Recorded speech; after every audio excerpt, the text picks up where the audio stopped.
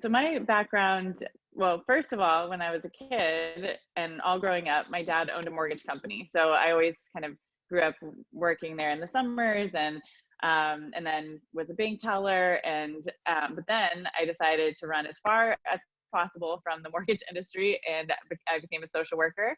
And I worked primarily with traumatized populations and immigrant communities. But in that process, after 6 or 7 years of working in that, I realized that there was this huge gap between the communities I was working with and financial education. I did a lot of financial education and housing coordination in those communities, and there, all of those neighborhoods had payday lenders, and it had a huge disconnect. And yet, companies in the industry were looking for ways to reach them and communicate with them better. So I make sure all my notifications are off here. There we go. So anyway, I started bridging that gap and started cultural outreach with that mission of helping to provide financial education and connect banks and lenders with the communities I was serving. But in that process, I realized that a ton of people in my generation also were completely disconnected from financial education or from lenders and understanding the value of homeownership and what the process looks like. So after I started consulting with different companies and really started focusing on digital communication. And so through that process, cultural outreach has become a provider of social media content, digital content that's all focused on financial education. We also do consulting and in reaching young and underserved markets. And then we do a lot of education and training on those topics.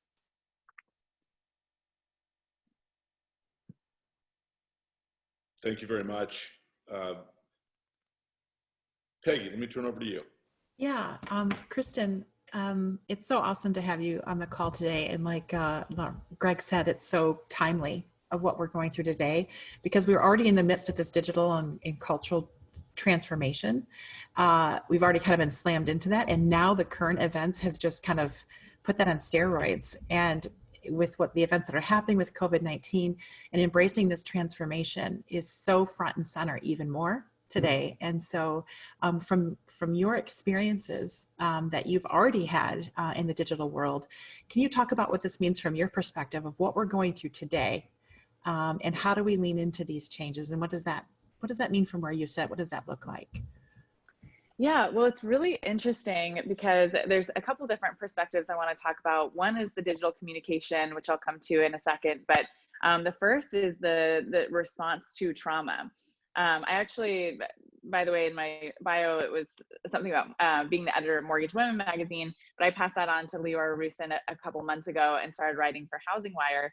And my first article I published was on why millennials don't trust lenders. And I talked about this kind of using a trauma-informed care response, which is a model that we use in social work to work with millennials who entered adulthood during or right after the financial crisis and often have kind of this traumatic response to financial services, a lack of trust and all these things. But at that time, and that was just a couple months ago, and had no idea we were about to enter a time of actual, global trauma.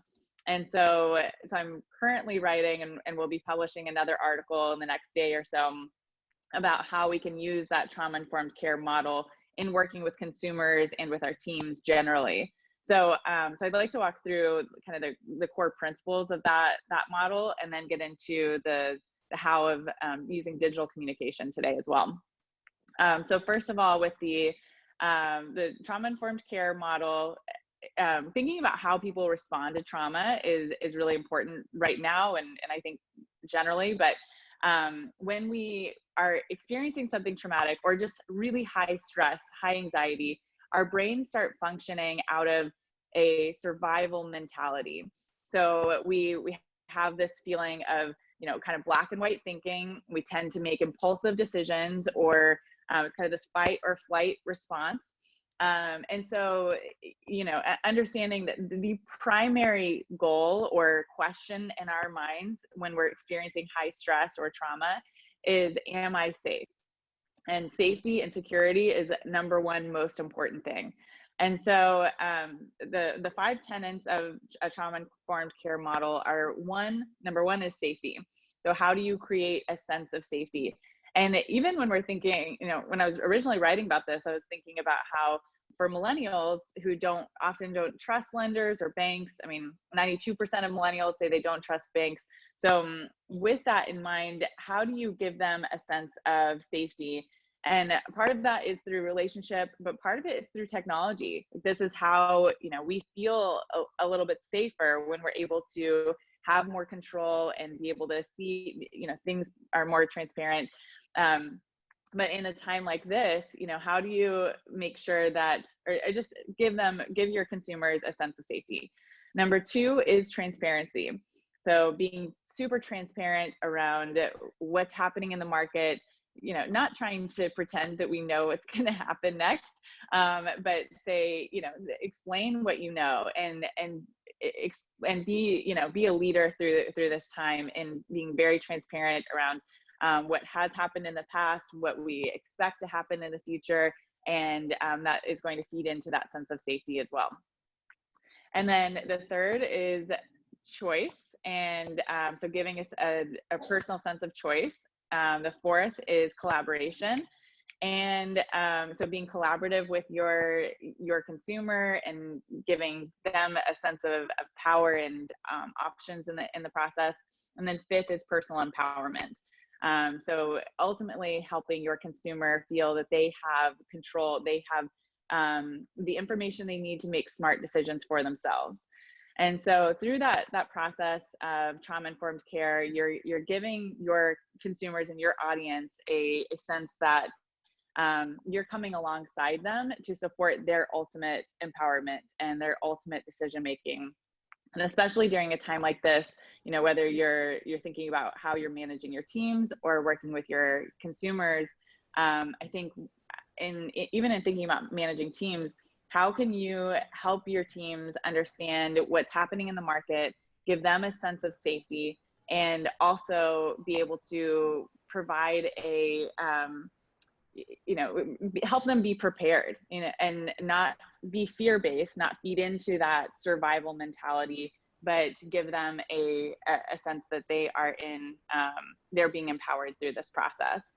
So anyway, that's the trauma-informed care model. And then the next thing I want to talk about is the digital communication. And I hope you're not hearing this dog in the background here. One of the things about working from home. We're all in the same boat, so it's okay. The dog was completely quiet until now. But anyway, so in terms of digital communication, I think this is a really unique and amazing time for us to be able to really leverage digital tools, learn how to build strong relationships, build trust while using technology. It looks like the connection is choppy, so hopefully this gets better. But so the way that we are able to use technology, we've had this accessible to us for a long time, but I was just interviewing a realtor who said that she felt like she had this available to her, but wasn't actually using it. And so now she's been forced to do it. And she said she's going to use these tools a lot in the future.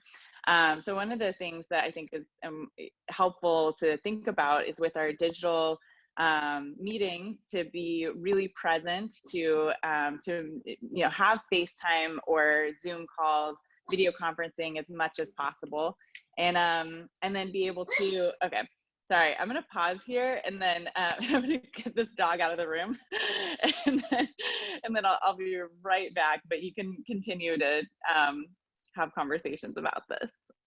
Yeah, no problem. Take your time, Kristin. We are hearing some people saying that we're getting a little connection choppiness. So let's go, if you're not asking a question, let's go video off for the panelists. I think Dave is going to be up next once Kristin comes back and wraps that up. So we'll try to save the bandwidth as best we can and keep that audio going as best we can. So Kristin, we're going to go audio off for people that aren't asking questions, and see if that helps the bandwidth a little bit. Okay, great. So, so back here, dog is gone. To continue the conversation about digital tools, again, I think this is a really unique time and opportunity to learn these tools that a lot of people maybe, like even for myself, I use video all the time. I've been managing a remote team for 6 years, and we use video. But I was thinking about, how do I build trust in the best way through video? How do I make the most of this? And one of the things that I found to be helpful is to make sure you have a quiet environment, which I did not have a second ago, but and be fully present in your video, like take up the space and be present versus, slouched in a chair. Those small things can really change the psychology of the way that your consumer or participant respondent really responds to that call. I think now is a great time to meet with partners, to have check-ins and bring value, to talk about their digital strategies, and then think about your social media strategy as well. Social media can be really bad for you if you're just scrolling through your news feed. That's not great, especially in today's environment where there's a lot of fear. But using social media as a way to connect individually with people is really good for you. It's good for your mental health. It's good for your business. And so thinking about who you can reach out to, have individual connections with them. And these types of practices are going to be very effective in the long run, like even outside of this COVID-19 quarantine life. Developing a regular practice around that can be a really great long-term habit to develop. Great answer, Kristin. I appreciate that. And yeah, we are corporately, as you were talking, I was thinking about how we are trying to deal with some of the trauma and just the uncertainty that the whole world today has brought about. And we've gone to a much more consistent communication through digital process where we're trying to connect the company. So we're more on the same path and the same thought process, and we're able to communicate better. So we're seeing what you're saying up close and in person, and so great information. So as you were talking, I was thinking that one of our goals as a lender is to always be viewed by our realtor partners and our borrowing customers as a trusted advisor, and obviously. With that, being very transparent with information, being very forthright with the information that we're providing. We want to be consistent and reliable with our performance. So thinking about this as our goal, how would you advise us to accomplish this type of messaging today in the environment we're in? So, my whole message is about being a trusted advisor. I think that's a really important thing to always keep in mind, but especially during times of uncertainty. So I think one is to be someone that's always bringing value to your relationships. Thinking about those 5 tenets of the trauma-informed care model, if you are being transparent and you are bringing choice and you're being collaborative with your clients or your partners, that's something that someone is going to like. I was interviewing a recent home buyer who said that she went with her loan officer, even though he was a little bit higher in price, because she felt like she could ask any question and he was going to be fully transparent about it. And so, that value for information and trusted advice is more important than anything. And especially during a time when, again, we're acting out of fear and we are often, our whole goal is to feel safe. That trusted advisor message is so important. I think, one of the things that we encourage is being strategic around your social media content. That's why we create packages of social media content that's around financial advice. And I think, it's great to share your own content. Like, I encourage people to make their own videos and make them short, but give some message talking about either where the market's at or what it looks like to work with you during these times. That gives people a sense of, okay, like, I trust this person. They know what's going on. One of the things that I meant to bring this up earlier, I was talking to Renee Rodriguez, who's a leader in the industry, and talks a lot about the psychology of sales. And he was saying that, you know, whenever you're flying and there's a lot of turbulence, and I personally get terrified during those times of turbulence. And but you look up and you see that the flight attendants are chill. They're just like hanging out, talking still. And I think, okay, you can be chill. You can be chill. And that's what everyone is doing to their leaders in their networks, and especially as home buyers or consumers or partners, when they see that you are chill, that you're not just chill, but you're being prepared, you're bringing sound advice and leading that conversation.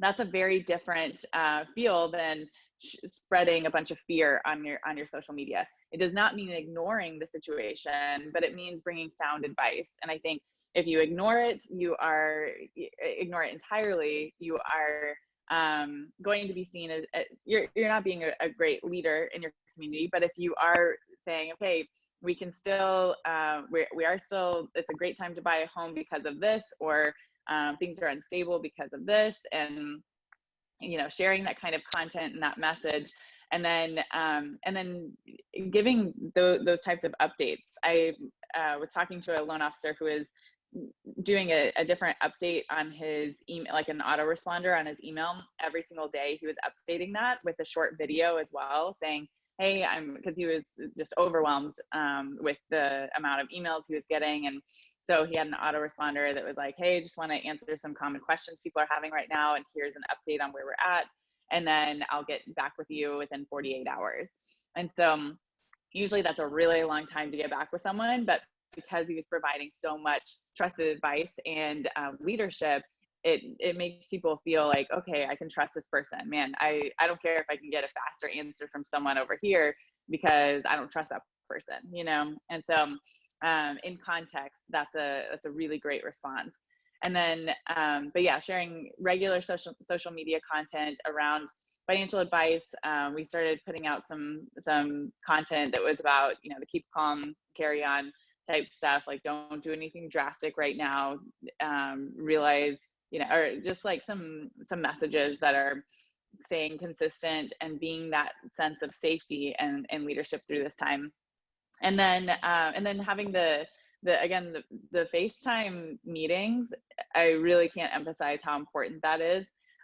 Even from if you're managing any kind of team, we've increased the number of FaceTime meetings that we've had, but not by too much because we've been remote this whole time anyway. But one of the biggest complaints people have is in feeling isolated. And now we're super isolated. I mean, in LA, you're just completely quarantined. And so, there's higher agitation because of the people that you are trapped in a home with, or and because you're not even able to expose yourself to anything else, or there's just a sense of like, you know, just total isolation. And so having those FaceTime meetings that totally engage you in this conversation, that can go a really long way toward really feeling comfortable in you as a leader and a trusted advisor. All right, Kristin. Well, listen, I appreciate you being on in LA. I'm here in Florida, and we're not totally in lockdown, but we all are locking down. Just wanted to ask you a quick question. There's a lot of folks that think that their social media strategies, you know, having a Facebook account. So as we're developing a social media strategy that you're talking about, how do we maintain productivity?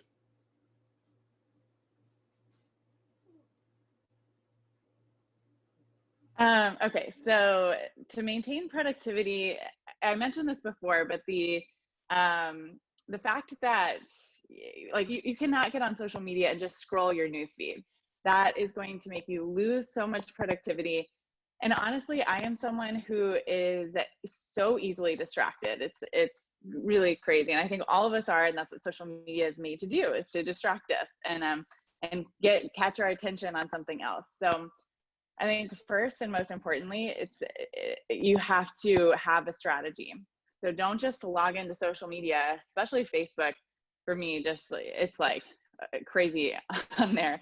And so, have a plan. On Facebook in particular, you can create friend lists where you put people into a friend list that you want to be staying in touch with. So you might put your close friends and family on one list. And if you click that list, you can see only their news feed. And you might put your partners or current or clients or whoever on one list, so that when you click on that, you see that list. So when you're scrolling their news feed, you're at least able to comment on their stuff, be liking on their stuff, and that's something productive for your business. But I would even say that's less important than it is to actually be, one, sharing some content that is it sounds good leadership, and then thinking about who you want to be in touch with. So if it is partners, if it's whoever your clients or whatever, specifically looking for them and maybe watching their stories, because that's a social connection, and you can respond to their dog doing crazy things or whatever they're posting about, and stay in touch and build that relationship, because relationship is very important. But then definitely for every birthday that's happening or notification that you get about someone getting, I don't know, some new event, send them a short video, and it can take you 15 seconds. And I promise it goes a really long way towards building a meaningful connection. I started doing that somewhat, a couple years ago, when someone sent me a short video. It was like 12 seconds, really short. He had sent it while he was in the car, which I do not recommend. That's very dangerous. But it was like a not good video. But I loved it because it was so much more meaningful than a post on my wall that said HBD Kristin or whatever. It's just you can take 12 seconds to take a short video and say, hey Kristin, happy birthday, hope you're having a great day, hope quarantine isn't killing you, whatever. And for right now, you can even think about ways that or reasons or individuals that you want to reach out to send those types of short videos, birthday or not. But it's we build trust with eye-to-eye contact. We are naturally, that's as human beings, that's a way that we feel safe. So the more that you can send video, the better that you are going to feel through that as well, or the better the respondents are going to feel about that connection. And then through social media, through Instagram and Facebook, they have stories, which I think are a really great way to share authentic content. And I you can share anything that's going on. Everyone's got some kind of craziness or just moments of feeling isolated or whatever, that you can share on those and laugh about it with your community. And then again, sharing the content that it is a really good leadership content on Instagram, Facebook, and LinkedIn. I think on Twitter, it's very easy, again, to get really lost in conversations that are not productive. So make sure that if you're getting on Twitter, you're having productive conversations. It is a discussion-oriented platform, not so much a social media platform. So I don't recommend being active on there unless you are you're really having productive conversations or discussions on Twitter. But then, overall, in scheduling your content, I would recommend once a month, sit down, and right now you might even do this weekly because things are changing so much. You don't want to have some really irrelevant stuff go out. And in fact, right now, maybe you don't schedule any content, but you prepare your content. And so that way, what's really bad is if you schedule a piece of content to go out and it something really traumatic is happening that day and it just falls flat. But if you prepare ahead of time, create several videos, pull together infographics that you like or whatever kind of content, and prepare that in advance so that you're not every day or every couple of days trying to figure out good content to share, or is this designed well enough, or having questions about that. So I recommend scheduling some time once a week or once a month where you're devoted to coming up with your content for that season. And then the rest of your time on social media, again, not scrolling newsfeed, but it is connecting with individuals. Great, thank you. Thank you, Kristin. I tell you, there's so many people I think that really struggle in trying to get into the video piece.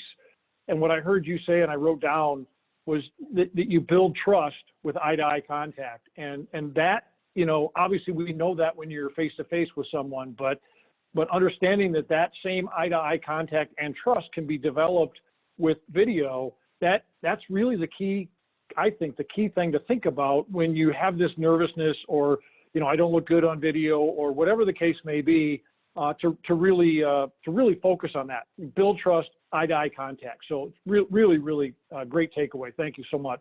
So want to remind everybody, we are giving away $50 to your local food bank. We've got a few questions coming in, so get those questions lined up. We're going to go right to those questions here. The first one, we're going to donate $50 to Orlando, and Jessica asks, in regards to social media, do you think it's best to have a separate account for personal and business? Many of our realtors have Facebook personal accounts and then a business page. She says, I always like to see the personal side of individuals though. Yeah, so I mean, you're hitting it right on the head that I think it's important to have a business page just for sharing general business oriented content, but it is absolutely by far lower priority than how you interact on your account, because people do business with you because they like you, and especially in today's era where it's all about personalization, it's about communicating or being known for you as an individual. It's really important that you're focused on your individual platform. So I think you know, making sure that like on your business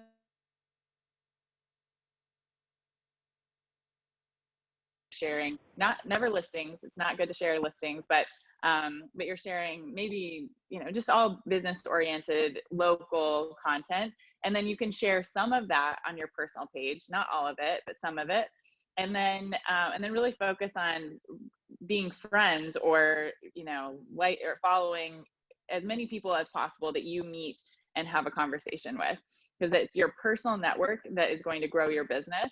And even, I mean, when I was buying a home, my real estate agent, I loved working with him, but I would forget to refer friends I had that were buying a home to him until sometimes I would see his friend or his kids pop up on my news feed, and I would think, oh yeah, my friend Heather is buying a home, I need to refer her to him.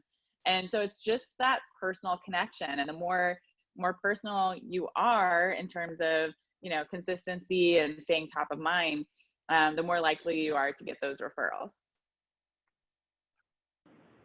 Awesome. This one's going out to LA, so $50 in your neck of the woods, Kristin. Lance asked, I have a realtor partner with me, and she wants to know what the best platform is to start with to target millennials. She isn't using anything today. So where do we start with that? So millennials are really active on Instagram. I think Instagram probably is the number one that I would say to start with. Facebook still has the majority of users and daily active users, and it may be partly my personal bias, but I just feel like Facebook is so overwhelming. So Facebook is a great platform to connect with all ages. So if you're not doing any kind of social media, Facebook probably is a better place to start. You can friend, you know, again, as many people as you meet and know, and I think that's really important. And then you're hitting a broader audience there. But Instagram is where millennials are spending most of their time, kind of in that newsfeed scroll, watching people's stories.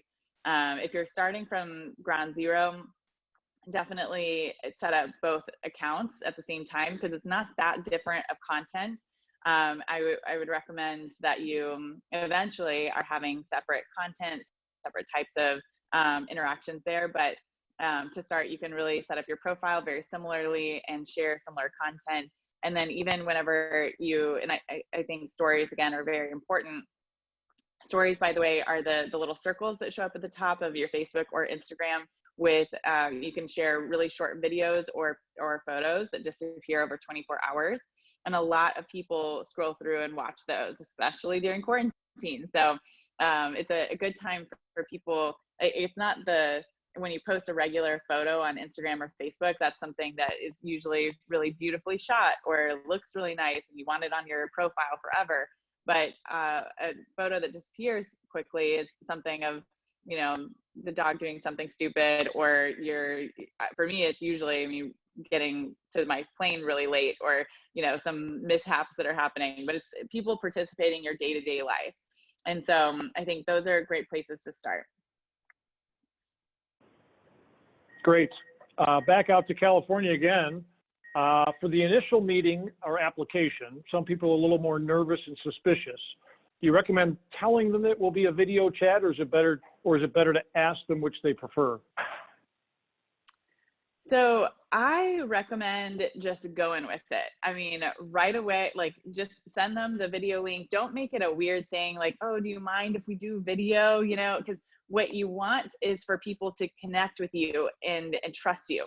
And so I even had a salesperson one time. I didn't realize till the last minute that it was going to be a video call. And I looked at it and was like, oh, okay, whatever. I'll hop on Zoom to have this call, and then, and I was going to definitely be multitasking the whole time, and you can't do that over video. So it's another reason why video is amazing. But by the end of it, I thought, oh my gosh, I just love this guy. I totally want to buy what he's selling. And it's because I bonded with him. So, over video, you get the bonding, you get the lack of multitasking, you get their full attention.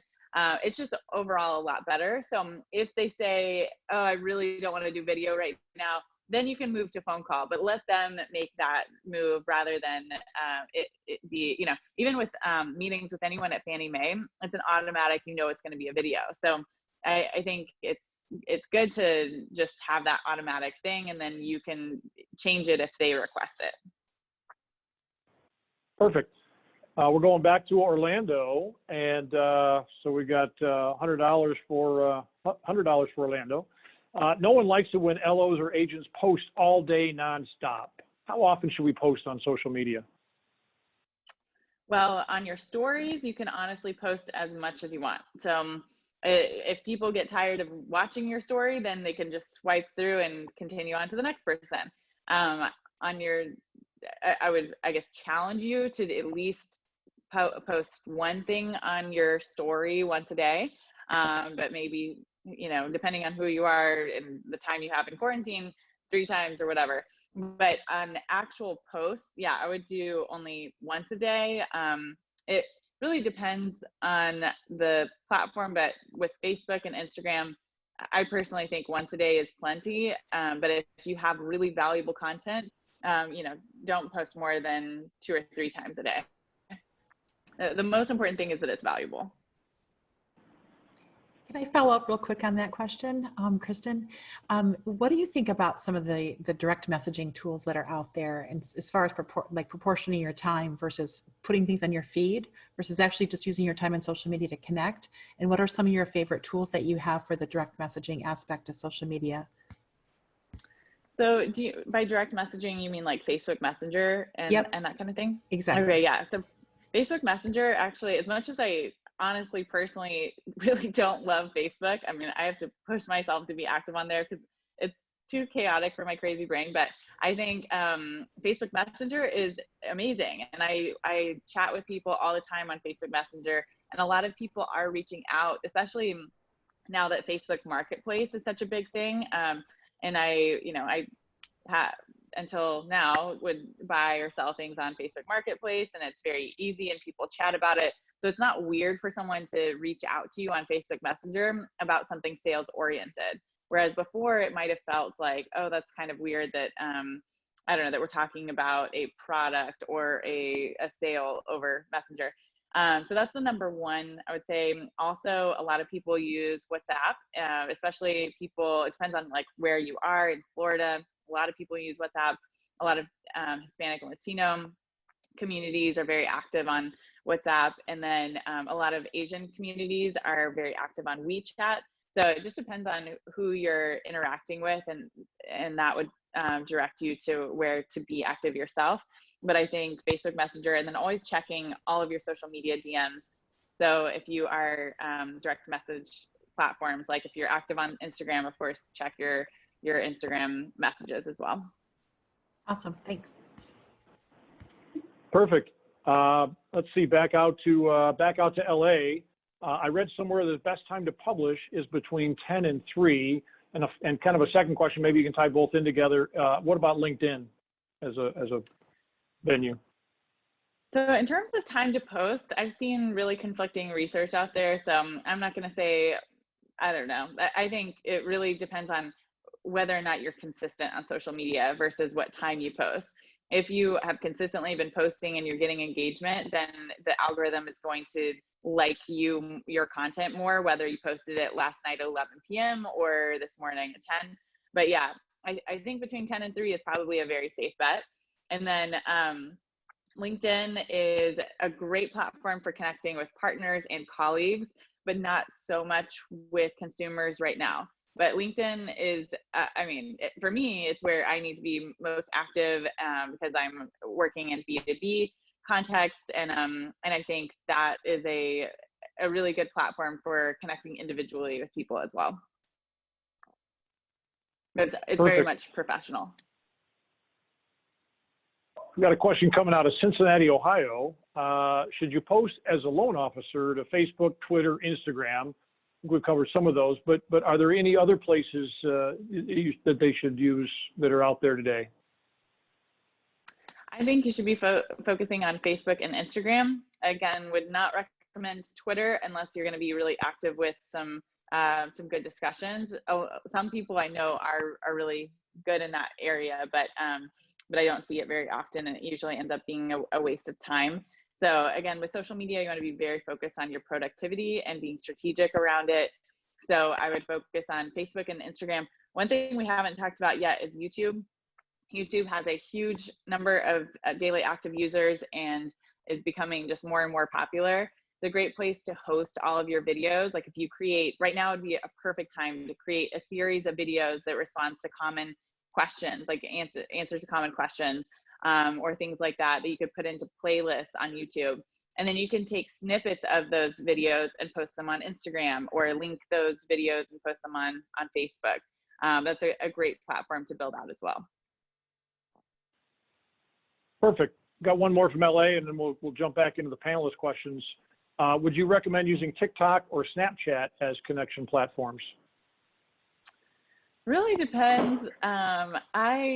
If you are using it out there and having success, I would love to hear about it. But I personally have not heard that yet. So if I think you can lose a lot of productivity by getting on TikTok and Snapchat. I personally have banned myself from that. So so I think it depends. If you're doing it well, let me know. I would love to hear about it.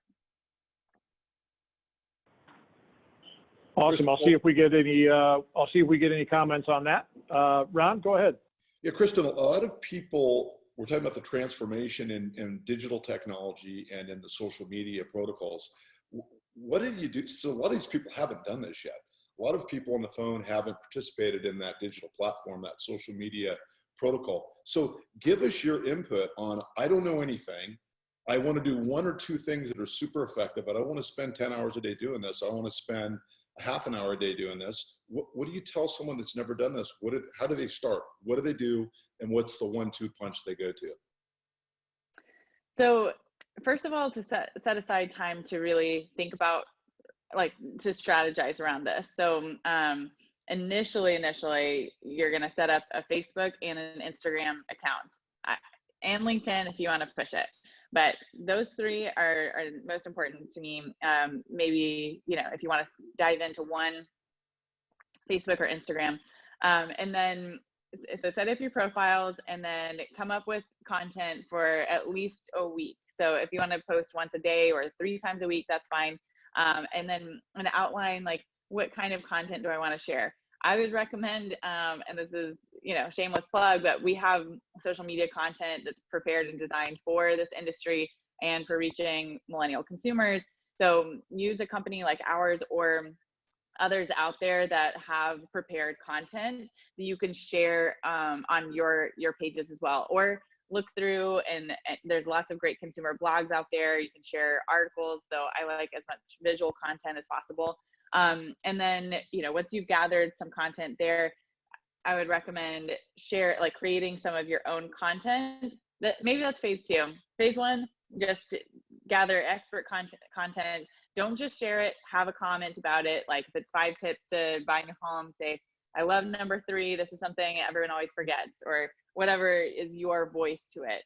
And then, you log in once a day or whenever you're posting, and you post that piece of content, and you look to see, who, maybe you set a timer for 15 minutes or however long you want to spend, where you're connecting with individuals on those platforms, and you're focusing on the individual aspect. So here's the thing. What should they expect to get as a result of this? So how are, they jump into this protocol, they're in Instagram, they're on Facebook, and they're starting to post. I think we need to level set, kind of manage expectations on what kind of results should people be thinking about, and what kind of timelines are you thinking about those results would come in over, and how they measure it. Yes. Okay. So that's a really common question, and a lot of people get very frustrated when they start sharing on social media and then they don't get an immediate sale or something. Like, oh, I've been posting on social media for 2 weeks now. Why don't I have a lead from this? But one of the things to remember about social media is that it is a brand builder. It is a relationship builder. Social media is supposed to be social. Actually very important. Never have something sales oriented on social media. Even if you are doing an ad or something like that, I mean, it should all be valuable content, because you are trying to build your personal brand. So what's more likely to happen is, like in the case of my realtor, where I saw his kids pop up on my newsfeed and I sent him a referral. It's a reminder. It's staying top of mind. It's being a person. And so that personal connection is what social media is about. You may not be able to even directly say, I got a sale because of this, though a lot of people do. But it will be an influencer to people ultimately deciding to work with you. So those are huge ideas, because I think you need to hit on what the expectation part is. Exactly what you said is, so if you're leading with value, you're leading with information to educate them on how they can make a better choice, going back to kind of the care model. So that content, they outlined 5 items that you said, the approaches, which is, creating choice, creating safety, creating transparency, creating collaboration, and then personal empowerment. The messaging should kind of follow that kind of a care thought process, right? Mm-hmm. Exactly. Yeah, I think it's, if you're following that, you're adding value through your content. You are giving transparency. You're helping people understand this for home buying. Most people their stress level is going to go up no matter what. For home buyers who have seen, entered adulthood during or right after the financial crisis, they're going to have their stress levels go up even more. And so, if you can provide that sense of safety through, if I see content that is helping me understand the home buying process, and you're answering questions, you're sharing videos of answering people's questions that they have all the time, I'm going to think, oh my gosh, I just want to talk to that guy. I know that he's going to, I'm stressed about this. I don't understand everything. And if I talk to him, he's going to help me make the right decision for me and give me the information I need. So yeah, always value driven content. Kristin, just to kind of follow up on that too on video, and I know that there's a lot of our field and our real estate agents who are on the phone right now, and they've got their phone, they've been resisting it, they've been pushing back on the whole video thing and using it on social media as a connection tool. So if they were sitting in front of you right now, how would you coach them? They're ready. They're like, okay, I'm going to do this. I've got my phone. Can you give them some practical tips really of just how do they do that first video? How do they choose that topic for that first video? And you've given some great ideas, but if you had someone sitting in front of you right now, what would you tell them to do for their very first video on social media today? Okay, well, if they're doing it today, then I think you want to think about, trying to think about what a good idea would be, but maybe if you feel comfortable talking about what's happening in the market today, or giving some tips about how to think about home buying in a volatile market, or what what it means for the Fed to drop the rates. Because a lot of people think, oh, the rates are 0%, so that means my rate should be 0% or whatever it is. So I think today, if you record a video, think about something along those lines. Or even we just released, I just did a webinar on this topic that's going to be publicly available soon, and we released an infographic about tips for working from home. So it doesn't even have to be completely industry focused. You're just like, hey, I know a lot of people are out there working from home for the first time. I want to give 5 tips to productivity and working from home. You want to have a routine every day. You want to, and just kind of go through those tips. And then you can share infographic, anything like that would be valuable, as well as follow up. And then if you want to create videos ongoing, think about maybe lists like 5 tips for buying a home, and you can do 1 tip per video. Just do 2-minute videos. And then you can create those really quickly and have a lot of content really in a fast way. A couple of things though about recording your first video. Make sure that you are in a quiet space. I'm in the process of moving, so this has been difficult to find quiet space, but having either a blank wall behind you or something that's not too distracting behind you, and also just being fully present in the screen. Those are a few things that will support you having a high quality video. Awesome, thanks. So I'm just going to follow up on that, and I'm that guy, right? I was raising my hand even though I didn't have a video on, but I'm that guy. So the topics are great, but tell me exactly quickly, and we're running out of time. But what exactly would I do as a first timer? How do I physically do it? Is it with my cell phone with the video, and then what do I do after that? Yeah, so if you have a smartphone, you can record a pretty high quality video just from your phone. You can also, if you have a computer with a video camera in it, you can record a video from your computer. You just go to your photo app, scroll over to video, click record, and that's it. I mean, you can send these to have them professionally edited. You can usually find some freelancers, especially right now, that will probably edit them for very cheap. Or you can use, if you're a Mac user, iMovie platform. Do not waste time doing that though. I mean, honestly, it's not very expensive to have someone just edit your videos if that's that important to you. I think it's fine to just get the more content, the better. So don't waste time getting the perfect shot or the perfect editing software, whatever. So yeah, record it from your phone, record it from your computer. If you don't have either of those, they have plugins for webcams. And actually, there's some pretty high quality webcams out there on Amazon that you could order right now for less than $100. But that's all you got to do. Click record and then click publish on social media. So sounds easy. I'm going to try it.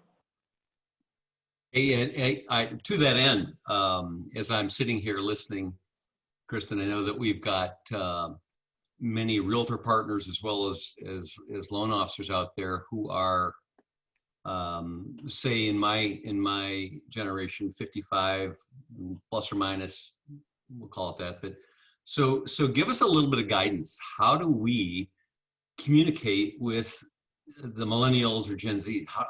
What's the best way for us to dive in, kind of to Craig's question, but what's the best way that we can effectively communicate with some of these millennials? Well, I mean, everything we talked about, from social media to having video meetings, that's really important. Using that trauma-informed care model is really important, having that sense of safety, transparency. But I think, most importantly, people want to be able to connect with you, and they want to trust you. So if you have someone reach out to you on Facebook Messenger or text you or whatever, respond as quickly as possible. Quick responses is very important. Also, again, be as transparent as possible. When you are first having a meeting with a millennial or with anyone, sit down and have a video call and talk about the whole process and say, okay, this is going to be your path to homeownership. This is what it looks like to work with me. Let's talk through that and see what questions you have.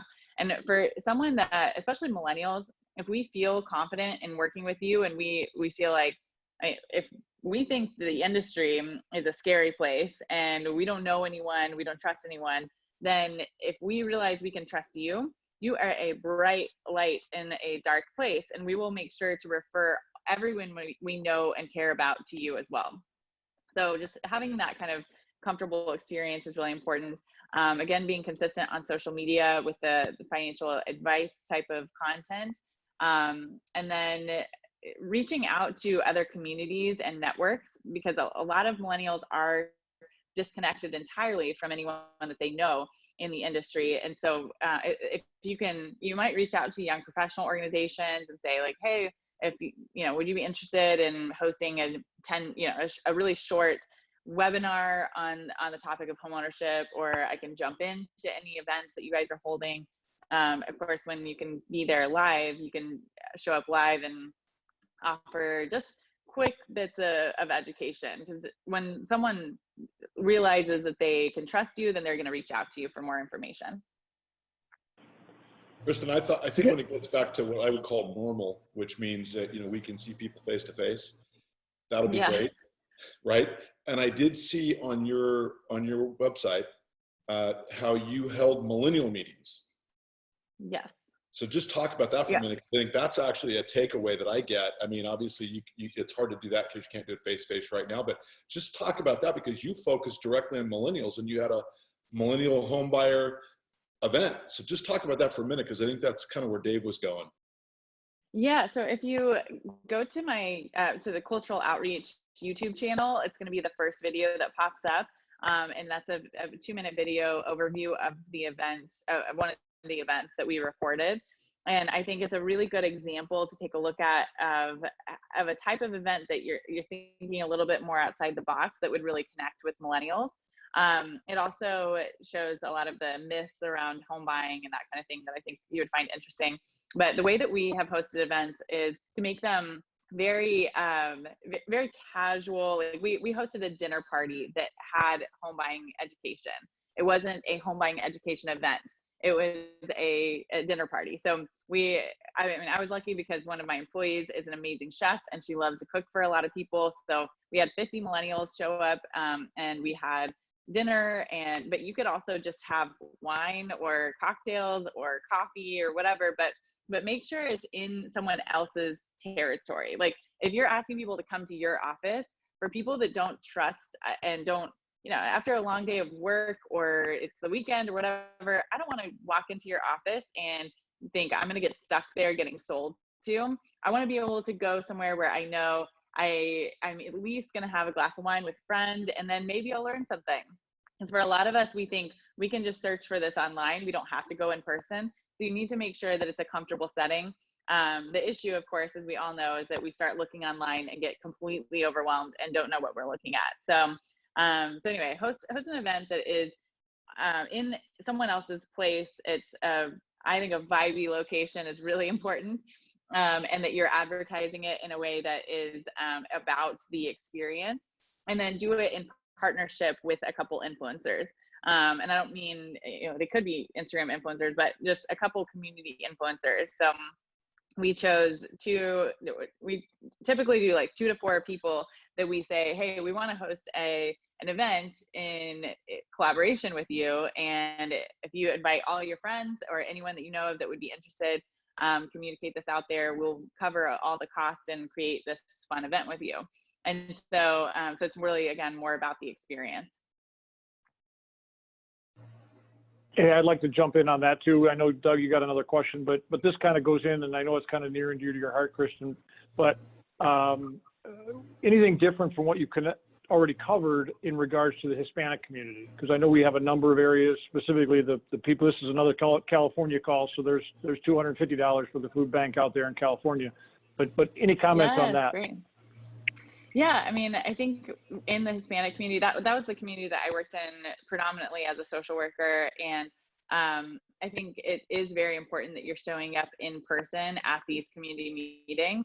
They don't have to be industry focused, just even showing up at nonprofit meetings, or I've worked with a lender who had a pop-up shop in a big Hispanic center like a shopping center. And so just being present in the community physically is very important.